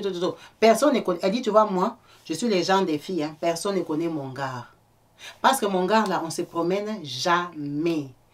C'est un homme trop important à Kinshasa. C'est parce qu'elle n'était pas du milieu qu'elle ne le connaissait pas. Et lui, tous les SMS qu'il discutait là, il avait déjà bien compris qu'elle ne le connaît pas. Elle ne le connaissait pas, elle l'avait vu dans la voiture. C'était une autorité, un bon tonton bourgeois, un patron beau gosse de Kinshasa. Donc les 100 € là, c'était les miettes d'argent. C'est pour ça qu'elle m'a dit Kabibi, lui, on ne se voit qu'à l'hôtel. Je n'ai jamais mangé avec lui au restaurant. Je ne connais personne qui le connaît. Je connais les gens au téléphone quand ils parlent avec eux. Mais, et puis quand il part au rendez-vous et tout ça, d'abord il est marié, il ne veut pas. Il m'a déjà dit il ne va pas m'épouser. Il est marié, il respecte sa femme qui est aux États-Unis. C'est parce qu'il est coincé à Kin. Quand il se réveille le matin, il m'appelle. Je quitte la réunion, je vais dans telle autre réunion à tel endroit. Je vais à tel endroit. Donc je connais toute la journée. On est au téléphone. Mais c'est un big boss. Il a commencé à sortir avec lui. Il lui dit, mais chérie, maintenant tu m'as pris la maison, tu ne viens pas. Il dit, mais non. Tu es avec ta maman. Il dit, mais si c'est à cause de maman, prends-moi alors une maison où toi tu viendras. Il accepte. Il lui a pris la maison dans le quartier qu'on appelle Beauvin. En tout cas, apparemment, c'est un très beau quartier qui n'est pas loin du centre-ville. Elle s'installe là-bas et tout, avec sa Range Rover. Vous voyez que c'est une fille. Vous voyez seulement la fille à l'argent, vous ne savez pas ça vient d'où. C'est les genres des filles là. Maintenant, elle équipe la maison, tout. Il lui a donné l'argent pour aller à Dubaï. Elle a acheté les meubles. Elle est partie en Turquie. Elle est revenue. Le monsieur ne vient pas à la maison. Donc, elle habite seule dans une maison. Elle a laissé les enfants chez maman à Yolo pour être avec lui. Le monsieur ne vient pas. Elle a récupéré les enfants. Elle a pris ses enfants et les a ramenés chez elle parce que lui, il ne vient pas. Il se voit toujours à l'hôtel. Il ne veut pas de genre des engagements, venir garer sa voiture là-bas. On va voir que l'autorité est venue. Ou peut-être qu'il fouille qu'elle cuisine pour lui ou quoi. Je ne sais pas. Le monsieur ne vient pas à la maison. Elle a pris ses enfants. Donc sa maman est à Yolo. Elle habite chez elle. Maintenant, c'est le papa là qui paye tout. En attendant les démarches, des divorces et tout ça, les mariés, oh, je vais récupérer mes enfants au tribunal et tout ça. Vous voyez un peu les maris turbulents là, il a bavardé son nom partout, mais elle est à la maison. Le papa là lui paye le voyage pour aller en Belgique, se balader en Europe. Pourquoi? Parce que vous voyez ces 4 premiers grands frères que sa maman avait mis au monde dans les premiers mariages. 3 sont en Europe, 2 sont en Belgique, 1 en Allemagne. Ils sont déjà partis en Europe, c'est eux-mêmes qui lui ont payé même les études là qu'elle étudiait là. Vous voyez les transports que le papa là sorcier ne voulait pas payer. C'était ses grands frères qui lui payaient ça. Parce qu'elle est comme leur seule petite sœur unique, non? Donc ses grands frères lui payaient, ils ont l'habitude de lui envoyer l'argent, des choses comme ça. Donc le monsieur là, papa Charles, lui paye les tickets, elle vient en Belgique, elle se balade, elle voit l'Europe, elle voit Paris et tout et tout. Elle rentre au Congo et continue l'amour. Un jour, elle part à l'école déposer les enfants. Elle a quand même un Range Rover, une fille qui a un Range, tout le monde la regarde, c'est qui? Donc elle voit un autre tonton, là, il dit bonjour et tout ça, bonjour. Ah, moi aussi je suis parent d'école, d'élève. Et toi, ah, moi aussi, c'est ma fille, c'est enchanté, enchanté. Moi, hein, c'est, on va l'appeler, moi aussi je suis parent d'élève et tout ça. Je m'appelle Jérôme, enchanté, enchanté. Tu fais quoi? Jérôme, c'est un garçon qui travaillait dans une société aérienne. Je ne vais pas la citer parce qu'on risque de les tracer. Dans une société aérienne, on va dire comme Air France. Il travaille à Air France là-bas au Congo. Donc, il sympathise et tout ça. Jérôme part. Il commence à se voir avec Jérôme à l'école et tout ça, ça va, et ils échangent les numéros. Jérôme commence à s'intéresser à elle. Elle dit, Kabibi, aujourd'hui qu'on parle là, aujourd'hui d'aujourd'hui, elle a 34 ans, Jérôme a 38 ans. Papa Charles, il a 60 et quelques. C'est un papa. Mais c'est papa Charles qui paye tout.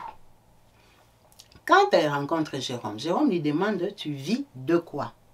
Elle ment à Jérôme, comme elle est fille unique chez son père, qu'elle est héritière.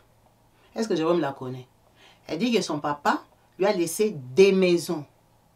Elle ment à Jérôme que la maison de sa maman, c'est une maison à elle. Les locataires là qui est voisin de sa maman, c'est son locataire.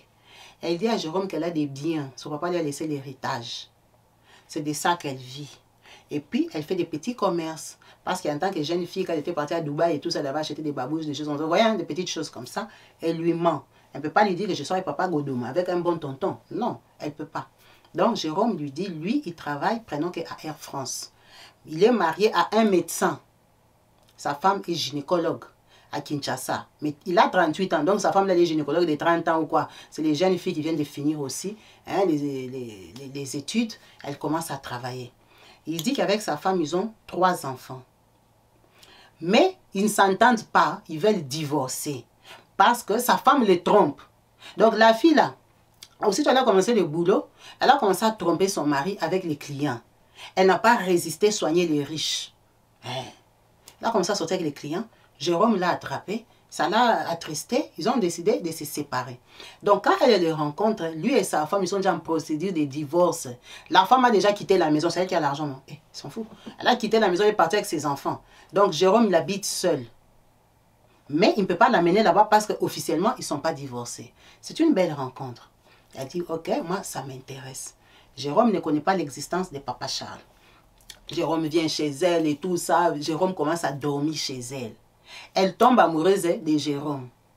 Maintenant, Jérôme l'attrape un jour dans les messages que papa Charles a écrits.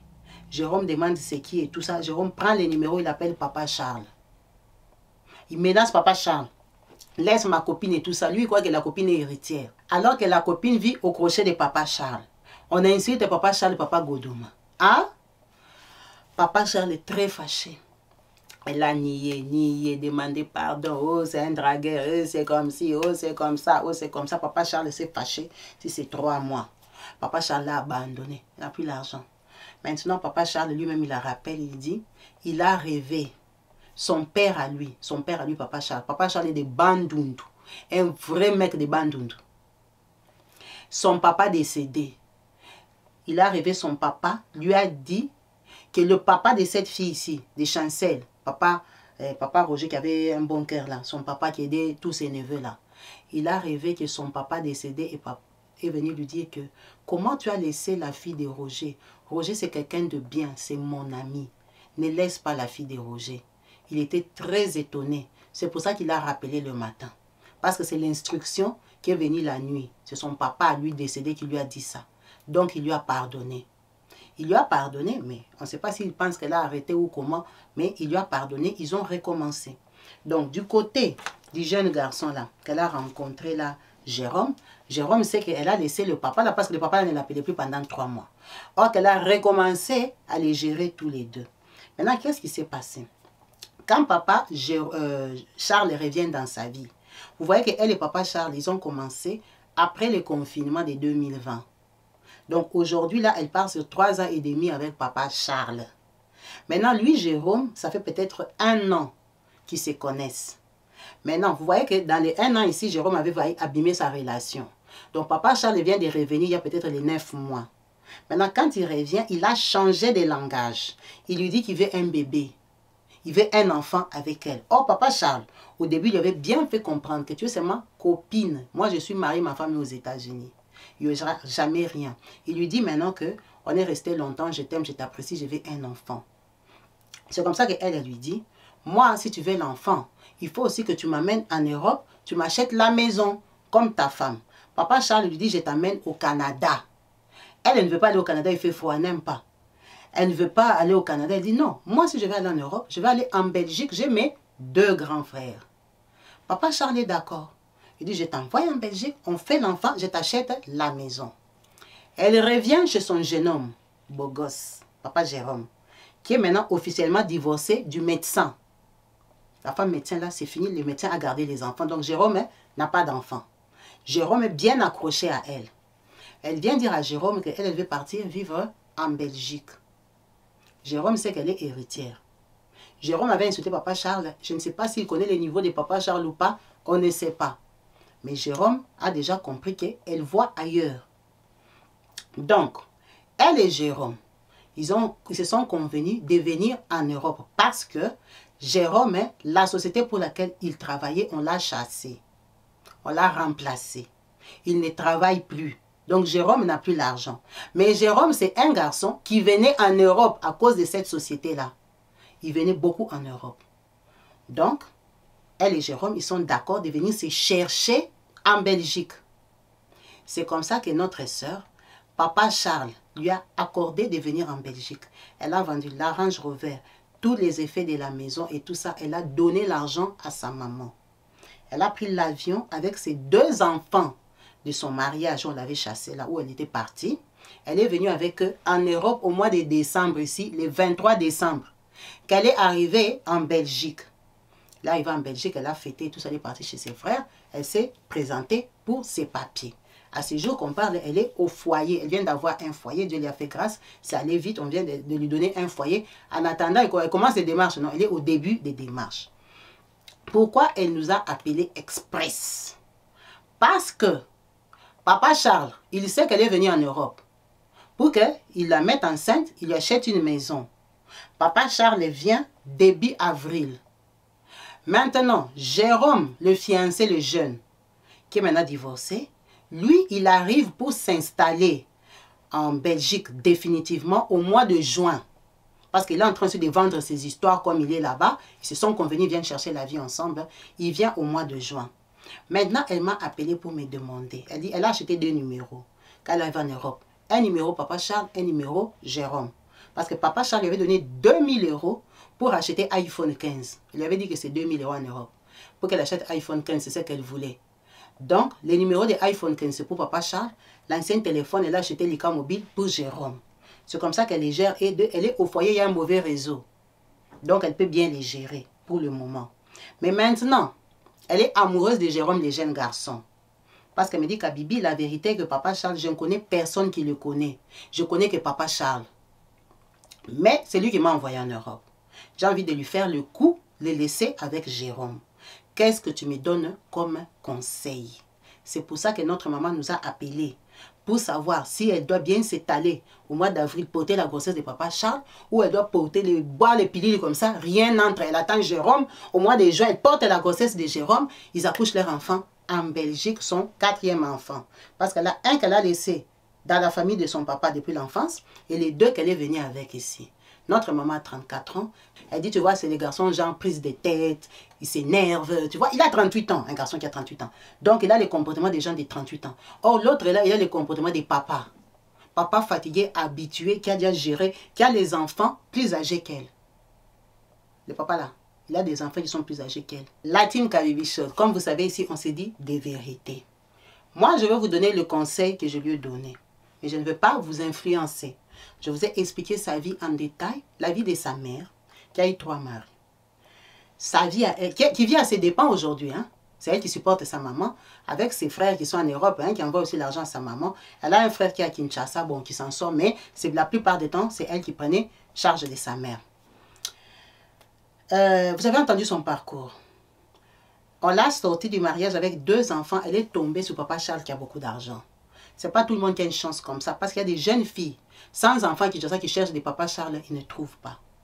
Papa Charles est sorti avec elle presque 1 an et demi. Jusqu'à lui acheter Range Rover, il n'avait jamais touché.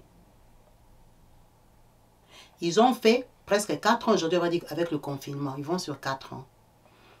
Donc, lui, les garçons là, elle a connu, ça va faire 1 an. Qu'il a fait tout le temps qu'il a eu foutre les bordels dans sa relation, revenir, tout ça, les jalousies, les conneries et tout ça, dans sa vie. Maintenant, il veut venir en Belgique pour vivre avec elle. Il ne vient pas que pour vivre avec elle, c'est parce qu'on l'a chassé aussi du travail, il n'a plus le boulot. Donc, il vient se chercher, il a 38 ans. Moi, je lui ai dit de rester avec papa Charles. De rester avec papa Charles parce qu'en réalité, elle a déjà 2 enfants qui ont un papa qui ne s'en occupe pas. En Belgique, elle n'a pas les papiers. Elle arrive en décembre, donc elle est au foyer. Elle est dans un pays difficile que si on la jette, elle peut rester longtemps sans papiers. Les papiers, chacun a sa chance. On a déjà raconté une histoire ici d'une maman qui a eu jusqu'à 3 enfants en Belgique qui n'avaient pas les papiers. Tout ne donnait pas. Donc elle peut se retrouver aussi sans papiers. Et que même si elle a les papiers, elle ne les aura pas demain. Donc elle a commencé la vie du foyer. Au foyer là, elle on lui envoie des 5 000, des 8 000, des tout ça. Vous voyez, c'est la copine de papa Charles qui est en train de venir lui acheter une maison. On n'a pas dit qu'il va lui acheter quand il vient en avril. Mais il peut aussi acheter. Mais en tout cas, en avril, il va lui laisser beaucoup d'argent. C'est déjà son copain depuis qu'elle maîtrise, qu'elle connaît depuis l'Afrique, qui lui a pardonné une bêtise. C'est un papa, cette fille est très belle, comme je vous ai dit. Papa Charles, il peut l'aider à avoir les documents ici en Belgique. Vous avez compris. Il peut tout faire, payer des avocats pour lui donner les documents. Le garçon là, il vient se chercher, il sera sans papier comme elle. On est tous conscients que les hommes ont la difficulté d'avoir les documents ici en Belgique. La preuve, on parle de Gianni Faye. On ne sait pas s'il a eu ou il n'a pas eu. Bref, mais beaucoup d'hommes ont la difficulté d'avoir les documents. Donc, il va se retrouver aussi au foyer comme elle. En sachant qu'ils ne sont pas mariés, donc ils ne viennent pas faire les papiers en couple parce qu'elle est déjà arrivée. Donc, quand lui, il viendra, il va ouvrir son dossier. On va le jeter aussi dans son foyer. On ne sait pas de quel côté. S'ils ont la chance, ils peuvent tomber dans la même ville. S'ils n'ont pas la chance, toi, tu peux être en Flandre, l'autre est en Wallonie. Ils n'ont pas d'argent parce qu'ils n'ont pas de revenus. Ils doivent commencer à prendre les trains pour se voir. Avec les foires de la Belgique. Bon, il ne fait pas foire là, ils sont en été. On va en été. Quand il va arriver, il n'aura pas l'argent. Il est en train de vendre ses affaires. Il va arriver en Europe avec 4 000, 5 000, 6 000 euros. On ne sait pas. C'est les premiers sous. Il ne sait pas qu'il doit très bien les garder parce que après il y a la réalité. Il va comprendre, il va croire qu'il va garder le train de vie de Kinshasa. Son argent va finir. Ils vont se retrouver tous les deux à pied d'égalité, sans argent. Ils dépendent du social belge. Trouver la maison, ils ne savent pas quel jour ils vont trouver. Si elle porte sa grossesse, on ne sait pas qui va arranger pour elle les papiers de la grossesse là. Ça sera elle-même à ses frais ou ça sera Jérôme qui va payer pour elle. Parce que c'est lui qui doit payer pour elle. C'est pour elle, ce n'est pas pour lui. Est-ce qu'il va le faire? Point d'interrogation. Moi, je lui ai dit, Jérôme, c'est un Quinois. Jérôme a déjà compris que papa Charles prenait soin de toi, tu avais un range. Jérôme l'avait insulté. Jérôme travaille dans une société d'aviation. Ce n'est pas un con. Peut-être il sait avec qui tu sortais. Jérôme venait dormir dans ta maison, qui ne payait pas. Il ne te donnait pas l'argent. Tu étais une fille complète accomplie. Jérôme ne t'a jamais prise en charge avec tes 2 enfants.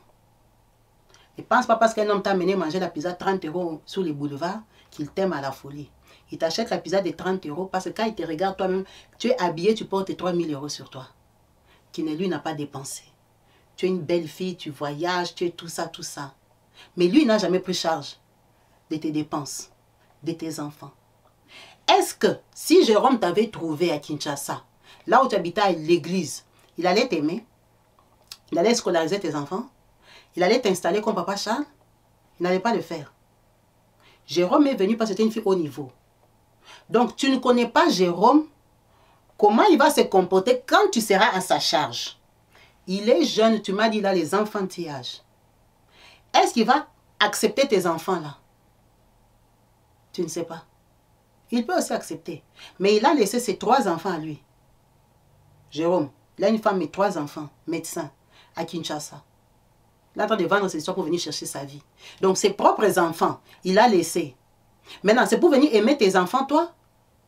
C'est pour venir en prendre soin? Tu es sûr? Est-ce qu'il va prendre soin de toi? Parce qu'il n'est pas habitué à prendre soin de toi, tu as ton argent que papa Charles te donne. Tu es venu en Europe, tu as payé 3 tickets. Ce n'est pas Jérôme qui a payé, c'est papa Charles. Tu as acheté iPhone 15, ce n'est pas Jérôme qui a acheté, c'est papa Charles. Papa Charles, il a l'intention de continuer à dépenser. Il y a les filles à Kinshasa. Hein? Il y a beaucoup de belles filles à Kinshasa. Déjà, comme tu es parti là-bas, on va te remplacer. Maintenant, non seulement on va te remplacer, même si ce n'est pas aujourd'hui, mais on va te remplacer. Pas tu es venu qu'en décembre. On va te remplacer, c'est sûr. Tu as l'argent. Pourquoi il va t'attendre? Sa femme même, il n'attend pas, c'est toi qui vas attendre. Il va te remplacer. Maintenant, toi, tu veux prendre les risques de sortir de cette relation-là, même bredouille. Parce que tu as dit, tu as tout vendu, tu as laissé l'argent à ta mère. Pour qu'elle continue à faire ses commerces. Donc, tu es venu sans argent. Bon, même si tu as gardé un petit 5 000, un petit 10 000. Tu n'es pas habitué à vivre qu'avec 10 000 toute une année. Tu es une fille à qui on donne l'argent tous les jours par un riche. Tu es déjà habitué à un train de vie. Tu es au foyer, tu es à l'aise. Donc, tu veux laisser ton à l'aise là pour l'amour d'un garçon qui n'est ni prédoté, ni doté, ni amené à la mairie. Parce que Jérôme, là, il est divorcé depuis 2023. Toi-même, tu es divorcé. Pourquoi vous ne vous êtes pas marié à Kin? Jérôme ne t'a pas épousé, c'est ton copain. Comme papa Charles est ton copain, comme Jérôme est ton copain. Comme papa Charles te promet le bonheur, comme Jérôme te promet le bonheur. Maintenant, pourquoi tu vas laisser un riche pour aller aimer un pauvre? Pendant que toi, tu as une charge. Tu as la charge de ta mère, tu as la charge de tes enfants. Tu as quelqu'un qui te donne l'avantage de venir commencer la vie en Europe, au niveau, au standing. Maman, en Belgique, il y a les filles. Hein. Moi-même, j'ai les numéros des femmes ici qui cherchent les hommes. Il y a les filles en Belgique hein, qui cherchent des papas Charles. Qui cherchent des papas Charles. Donc, toi, tu vas laisser papa Charles pour aimer un sans-papier en Belgique. Parce qu'à ce jour, quand il vient, toi et lui, vous serez 2 sans-papiers parce que vous attendez les papiers. Et vous ne savez pas quel jour vous aurez, si vous aurez même. Imagine si tu n'as pas les papiers, comment tu vas vivre en Belgique? Tu vas comme ça chercher les papiers des gens, tu vas comme ça chercher le travail au noir, tu vas comme ça te débrouiller, taper la tête à gauche, à droite, tu vas vivoter. Tu vas te taper un bébé avec un tonton de Belgique qui a déjà raté la vie, qui ne sait plus quoi faire, qui va t'utiliser, qui va même toucher tes enfants, les appuyer. Les histoires qu'on raconte ici, ce sont des histoires des gens qui vivent ces réalités-là. Et tu le sais très bien parce que tu es une maman de la team. Les femmes là dont on parle, ne pense pas que tout le monde est laide. Il y a des très belles femmes, on raconte leurs histoires ici. Mais tu entends les sabotages des hommes d'Europe. Donc toi, tu as encore un homme qui est en Afrique, qui te panique encore, tu veux les laisser. Pour un homme qui vient frotter les yeux en Europe, ton Jérôme là, il te paniquait parce que tu étais à Kinshasa, tu étais en range. Aujourd'hui en Belgique, tu n'es pas encore en range, tu es à pied, tu es au foyer, tu n'as pas la maison. Tu ne lui prépares pas les crevettes dans ta maison de Kinshasa, tu es au foyer, dans une petite pièce avec tes enfants. Il ne te connaît pas avec cette image-là, il te connaît une image d'une fille classe. En Belgique, il y a les filles classe. Il y a les filles qui ont des maisons, qui ont des voitures, qui n'ont pas de mari. Hein. Lui, il aime ce genre de filles-là, la preuve, il t'aimait toi. Donc lui, il va arriver en Belgique sans papier. Il va laisser toutes ces filles-là qui ont la position, qui peuvent lui donner les papiers, pour rester avec toi sans papier, parce que toi, tu lui as fait quoi? Tu n'as pas d'engagement avec lui. La bêtise, c'est moi que tu attends de faire, c'est de l'attendre en juin. Il t'engrosse. Quand il va comprendre que c'est pour tes papiers à toi-même, il va aller chercher ses papiers. Maintenant, chercher ces papiers-là, il va aller chez une autre femme. Et en Belgique, il y a les femmes. Et il a 38 ans. Et il est libre. Il est venu sans enfant. Il y a des femmes qui ont des maisons, qui cherchent seulement quelqu'un pour rentrer. Donc, ton Jérôme et toi, jusqu'en décembre, vous serez déjà séparés. Ça sera une longue histoire, tu commences à pleurer dans mes oreilles. Mais non, maman Kabibi, quand il m'avait menti, tu vois les hommes, trahison. Non. il va te trahir parce que tu n'as plus l'argent. Si tu laisses papa Charles, tu n'auras plus l'argent. Jérôme va te laisser. Jérôme ne va pas prendre charge de toi et tes enfants avec l'argent du foyer, du CCAS ou de quoi que vous appelez là-bas en Belgique. Il ne le fera pas. Son argent qu'il a vendu, ses meubles, il est en train de vendre là maintenant. Ce n'est pas pour toi et tes enfants, c'est pour lui et ses papiers. Pour payer ses avocats, payer ses histoires quand il va arriver en Belgique, peut-être son logement et tout ça. Ce n'est pas pour toi. Donc, prendre Jérôme à la place de papa Charles, moi, Kabibi, je trouve que c'est une grosse bêtise. Grosse erreur. Tu as déjà fait 4 ans avec lui, tu as déjà risqué avec lui. D'accord? Maintenant, le quitter sans bénéfice, je trouve ça très bête. Il t'a dit, il veut t'acheter une maison. Pourquoi tu ne le laisses pas le temps de t'acheter une maison? Même si tu vas le quitter demain, tu as dit là 63 ans ou 60 combien là. Je sais que tu ne vas pas finir ta vie avec lui. Mais pourquoi tu ne veux même pas profiter d'un truc solide? Donc toi-même, la Range Rover que tu avais là, tu as déjà vendu, tu n'as plus rien. Maintenant, tu as fait 4 ans avec lui, pourquoi? Pour sortir les mains bredouilles. Parce qu'aujourd'hui, tu veux les laisser pour quelqu'un qui n'a pas de papiers. Qui ne t'a pas épousé, qui t'a que promis de te faire un bébé. Un bébé à tes frais. Tu vois, Jérôme, tu as laissé un bébé au papa de ton enfant là-bas à Kinshasa, qu'on élève pour toi. Tu as un homme qui t'a laissé avec 2 enfants. Pourquoi Jérôme doit venir s'occuper de ton 4e enfant? Lui aussi va te laisser. Il va te dire, oh, les autres papas de tes enfants t'ont laissé, c'est moi maintenant que tu veux t'accrocher. Les hommes sont imprévisibles. On a tellement vu qu'on dit qu'on doit être prudente et maligne. La vie, hein, quand tu as déjà mis au monde les enfants comme ça, quand tu es déjà une rescapée, tu n'as plus aimé avec les cœurs, tu dois aimer avec ta tête, avec les profits. Les profits de toi-même personnellement, pour garder ton rang, parce que tu avais un certain rang à Kinshasa. Les profits pour tes enfants. La maison qu'on va acheter là, c'est pour toi et tes enfants à toi. Ce ne sont même pas les enfants de ces papas-là qui vont habiter dedans. Si tu vas lui faire un bébé, qui t'a dit d'abord il va te mettre la grossesse? Tu es sûr que ça va entrer? Tu n'es même pas sûr. Mais lui, il va acheter déjà la maison. Même s'il n'a pas acheté, il te donne l'argent, il te met en confort avec tes enfants. Tu profites d'abord même pour que tes enfants grandissent, tu comprends quand même le pays. Tu n'as même pas encore compris la Belgique, comment ça fonctionne. Tu n'as pas les papiers, tu n'es pas indépendante. Tu es pressé de chasser le papa là, pourquoi? Les Jérôme là, il y en a plein en Belgique. Il y a beaucoup de garçons en Belgique. Tu as que 34 ans. À 34 ans, tu as le temps d'avoir les maris, non? Jusqu'à 40 ans, vraiment, il y en a plein de ton âge, de ta génération. Comme tu m'as dit, tu veux peut-être venir faire encore une formation, comme tu veux travailler. Tu peux rencontrer quelqu'un n'importe où. Donc, donne-toi même la chance de rencontrer un garçon belge. Si vraiment tu veux quitter papa Charles, trouve-toi un belge. Comme ça, il y a l'intérêt des papiers, l'intérêt de... Il connaît les pays, il va te faire émerger rapidement. Vous n'allez pas vous taper 2 blédards, vous venez d'arriver, vous deux, vous ne comprenez pas les pays, vous commencez à chercher la vie. Mais non, cherche quelqu'un du terrain si tu veux le quitter. Comme tu es très belle là, tu cherches quelqu'un qui est déjà bien assis en Belgique. Au lieu de venir te taper avec quelqu'un qui fait de Kinshasa, vous n'êtes pas marié. Les sacrifices que tu fais là, c'est quand vous êtes marié depuis le Congo, vous vous connaissez. Pas un garçon avec qui tu as fait 1 an, chacun habitait chez lui. Tu ne le connais pas? Tu n'as jamais dormi 1 semaine avec lui dans la maison. La paye n'est jamais tombée à la fin du mois. Partageons l'argent pour savoir son comportement, c'est quoi? Tu ne le connais pas? Quand il a l'argent, il réagit comment? Tu ne sais pas? Donc toi, tu ne peux pas laisser quelqu'un que tu maîtrises pour l'amour, les sentiments. Les garçons là, les jeunes garçons là qui ne donnent rien aux filles, ils sont très amoureux.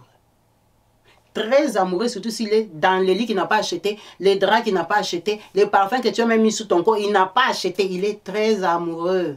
Tu es là avec les bons shampoings. Ce n'est pas lui qui paye. Tes massages là qu'on peut te faire partout, ce n'est pas lui qui paye. Lui vient seulement profiter. Produit fini. Très amoureux. Très amoureux. Moi je trouve que tu vas faire une grosse erreur, tu vas pleurer. Le papa Charles est là. Tu vas comme ça le suivre à Kinshasa, il ne te répond plus. En tout cas, même si tu vas le quitter, tu n'as pas besoin de le quitter là maintenant, là qu'on parle au mois de mars. Donc le saboter au mois d'avril. Tu vas regretter le papa là, je te dis. En tout cas, moi, c'est mon conseil. On va laisser la team te conseiller. Peut-être qu'ils voient les choses différemment. D'une autre façon. À vous, les claviers. Merci beaucoup à vous tous d'avoir suivi cette vidéo jusqu'à la fin. En espérant vous retrouver branchés et connectés sur ma chaîne YouTube Kabibi Show TV. Peace and love chez vous. Bye.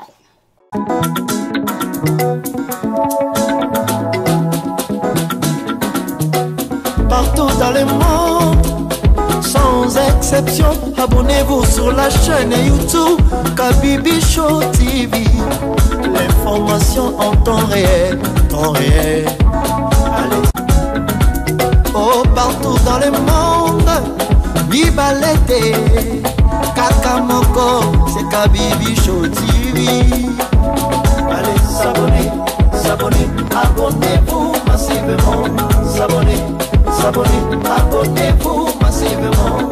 S'abonner, s'abonner, abonnez-vous. Oh, Maman Kabibi, moi si à Mayele, Maman Kabibi, Maman Yama Solo, Maman Kabibi, la chaîne est actuelle, Maman Kabibi, information dans la source, oh, en temps réel, on parle de la réalité, de nos vies et nos parcours que nous traversons chez Maman Kabibi. Nous recevons des conseils, des avis, des qualités.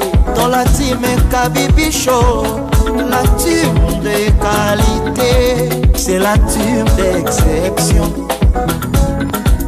Oh Maman Kabibi, Maman africaine, Maman Kabibi, Bendele Amboka, chez Maman Kabibi. Moi si Kitoko, Maman Kabibi, la sagesse, la différence. Elle nous parle des histoires réelles, l'histoire vécue, remplie des émotions, avec éloquence, classe, la maman de la francophonie, Maman Kabibi, Kabibi Show TV, Maman Kabibi, Maman ya Bana, Maman Kabibi, Maman ya Boboto, Maman Kabibi, Kabibi Show, Kabibi wetwe. La team Kabibi Show TV, Benele ya Mboka, Topesi Olomonia. Kabibi Show, s'abonnez, abonnez-vous massivement. S'abonnez, s'abonnez, abonnez-vous massivement. S'abonnez, s'abonnez, abonnez-vous massivement. Topanza sango ya Kabibi Show TV. Toyoki na matoi tomoni na miso tondimi. Tobeteli yoma oko. La team Kabibi Show, Kabibi Show, Kabibi Show. S'abonnez, s'abonnez, abonnez-vous massivement. S'abonnez, s'abonnez, abonnez-vous massivement. S'abonnez, s'abonnez, abonnez-vous massivement.